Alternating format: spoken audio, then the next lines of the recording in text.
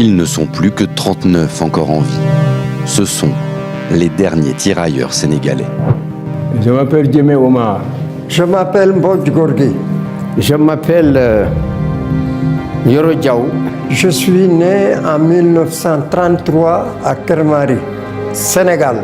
Je suis né en 1928 à Dagana, près de Saint-Louis. Je suis incorporé dans l'armée le 6 mars 1953 au 1er RTS régiment du tirailleurs sénégalais. Moi, je n'étais pas engagé. Je n'étais pas engagé parce qu'à l'époque, comme on était colonie française, tous les jeunes qui avaient 19 à 20 ans, si vous êtes apte, on vous amène directement. Moi, je suis un fils de chef. Mon père a fait la guerre 14-18. Son frère a fait la guerre 39-45. Mon grand frère aussi a fait la guerre d'Indochine. Moi aussi, je dis, je vais faire la guerre avec la France. J'ai déjà 18 ans, 20 ans, en 1948. Il fallait donc rentrer dans l'armée, comme mes cousins. Contrairement à ce que plusieurs médias occidentaux nous ont fait croire, les tirailleurs sénégalais n'ont jamais été volontaires pour aller en guerre aux côtés de la France. Ils ont été tous amenés par force et ceux qui ne voulaient pas étaient juste assassinés. Aujourd'hui, je vais vous raconter la véritable histoire des tirailleurs africains. L'histoire des tirailleurs sénégalais est l'un des chapitres les plus sombres et injustes de l'ère coloniale française. Arrachés de force à leur foyer, ces hommes ont été envoyés sur les champs de bataille européennes, souvent au péril de leur vie, pour une nation qui ne les considérait même pas comme des égaux. Aujourd'hui, nous plongeons dans cette histoire dramatique marquée par le racisme, l'ingratitude et la trahison.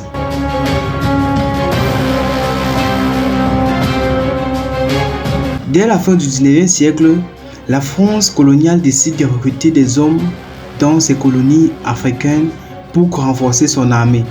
Alors, affaiblis par les guerres européennes, les tirailleurs sénégalais, malgré leur nom, provenaient non seulement du Sénégal, mais aussi du Mali, de la Guinée, du Burkina Faso, du Bénin et d'autres pays d'Afrique de l'Ouest. Leur enrôlement n'était que rarement volontaire. Dans de nombreux cas, ces hommes étaient recrutés sous la contrainte, parfois arrachés à leur famille et envoyés en Europe dans des conditions extrêmement pénibles. Mal préparés, peu formés, souvent analphabètes, ils étaient embarqués pour des terres lointaines. Ne connaissant ni la langue, ni la culture, ni les raisons de cette guerre qui n'était pas la leur. Les autorités coloniales, sous l'égide de figures comme le gouverneur Louis Fadeb, ont institué un système de conscription brutale dans lequel les villages entiers pouvaient être vidés de leurs hommes valides. Ces recrutements s'apparentaient souvent à une véritable rafle où les restants étaient reprimés par la force. Ce n'était que sous la menace ou avec les promesses illusoires des richesses et de la gloire que ces hommes se retrouvaient sur le sol européen, prêts à se sacrifier pour une cause qui ne les concernait en rien. Pendant la Première Guerre mondiale, plus de 200 000 tirailleurs sénégalais furent envoyés sur les champs de bataille européennes. Des tranchées de la Somme aux batailles glaciales de Verdun, ils étaient systématiquement placés en première ligne. Utilisés comme chars à canon dans ces missions suicides, les tirailleurs étaient exposés aux conditions les plus dures. Le froid extrême de l'hiver européen, les maladies, la faim, les bombardements incessants, tout cela venait s'ajouter à leurs souffrances. Les récits témoignent de la brutalité avec laquelle ces hommes ont été envoyés dans les attaques.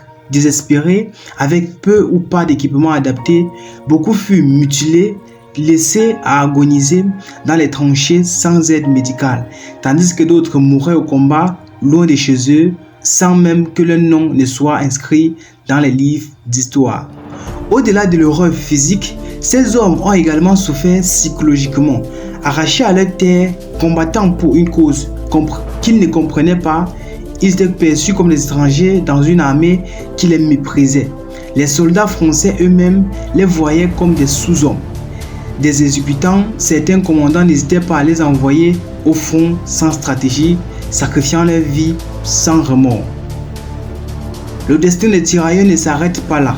Durant la Seconde Guerre mondiale, leur rôle fut tout aussi important, notamment lors du débarquement de Provence en 1944. Là encore, il fut utilisé en première ligne. Considérés comme de la main-d'œuvre militaire facile à exploiter, à chaque bataille, ils étaient toujours en première ligne, comme s'ils étaient des emplois jetés. Mais c'est après la guerre que leur calvaire atteint son paroxysme. Au lieu de reconnaissance et de gratitude, ces hommes furent trahis par la France. Beaucoup ne reçurent jamais la pension militaire qui leur avait été promise. Ceux qui oseraient réclamer furent brutalisés. L'exemple le plus marquant reste le massacre de Thiaroye. Thiaroye, le 1er décembre 1944, des centaines de tirailleurs revenus d'Europe après avoir risqué leur vie se sont rassemblés à Thiaroye au Sénégal pour réclamer leur solde impayé. Leur réponse fut la violence. L'armée française ouvrit le feu sur ces hommes désarmés, tuant des dizaines d'entre eux. Ces massacres, honteusement dissimulés par les autorités, symbolisent à lui seul l'ingratitude et le mépris envers les soldats africains. Les tirailleurs sénégalais qui avaient survécu furent renvoyés dans leur pays d'origine, souvent sans aucune forme de compensation. Pendant des décennies, ils furent privés des mêmes droits que les soldats français, alors que leurs homologues européens recevaient pensions et médailles. Eux étaient laissés dans l'oubli, condamnés à vivre dans la misère. Les pensions militaires des tirailleurs furent volontairement inférieures à celles des soldats français. Ils étaient payés en fonction de leur race, selon des barèmes établis par l'administration coloniale, qui considérait la vie d'un Africain comme étant moins précieuse que celle d'un Européen. Ce n'est qu'en 2006, après des décennies de lutte et de pression internationale, que la France a enfin reconnu cette injustice en alignant les pensions des anciens tirailleurs avec celles des vétérans français. Comme moi, j'avais mon père, il était vieux, il n'avait pas de soutien. J'ai fait 10 ans dans l'armée française. Là, je dis, je rentre. Sénégal est indépendant en 60. On dit, oui, alors votre pays est indépendant, mais vous ne partirez pas. J'ai dit non. Je ne pourrais pas ne pas aller dans l'armée sénégalaise. On a besoin de moi, je suis instructeur. Je lève la main.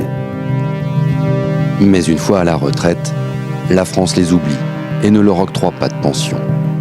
Quand j'ai demandé réclamer, pourquoi, ils m'ont dit que oui, parce que vous n'êtes pas français.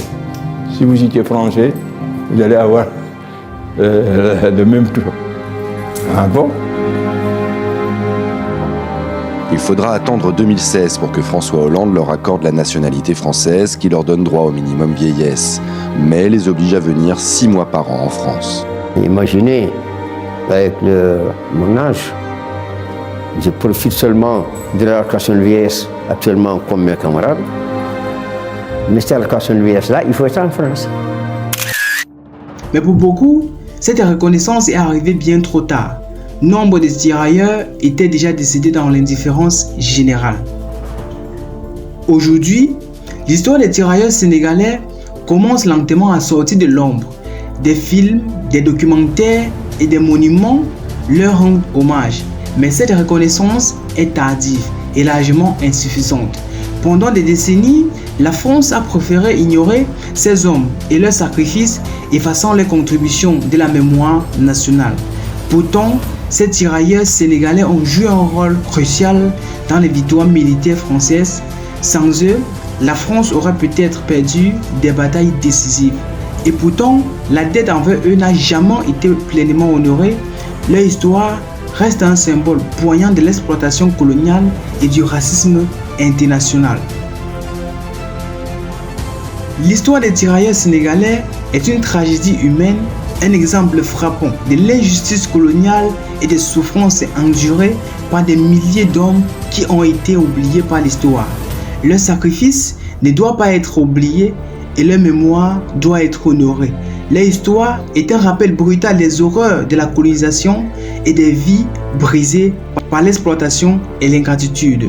Aujourd'hui, nous leur devons plus que jamais un devoir de mémoire pour qu'ils ne soient plus jamais relégués dans l'oubli indifférent.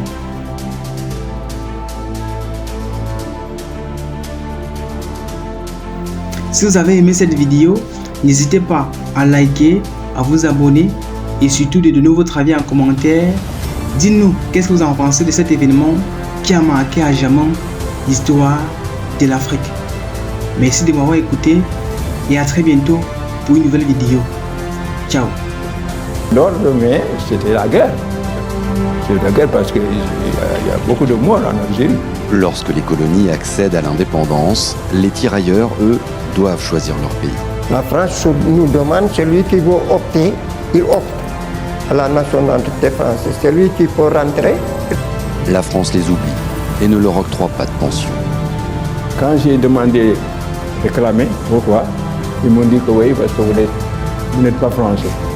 Si vous étiez français, vous allez avoir le même tour. Ah bon?